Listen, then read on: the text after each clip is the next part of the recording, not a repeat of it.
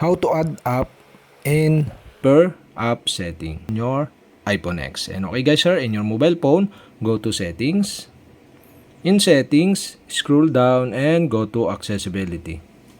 In accessibility, scroll down again, and below here in general section, you can see here the per app setting.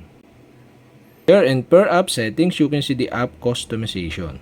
To add app, okay, you'll have to do is tap the add button or blue button here. So you can see now the option of application. So for my example, I want to customize the home screen. Okay, you can tap the home screen.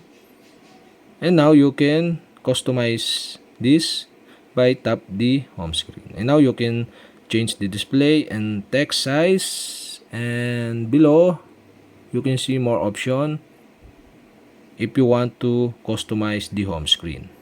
And okay, you can go back. And now you can add another one. So you can tap again the add app button here. And for my example, I add the camera. And now I have two applications to my per app settings. So you can tap the camera and now you can customize these settings for your camera. Okay, so that's it.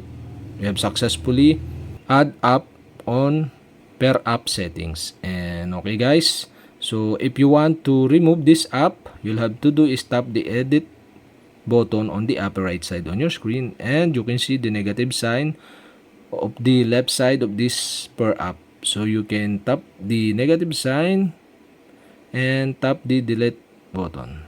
Okay, that's it to remove this application on per app settings.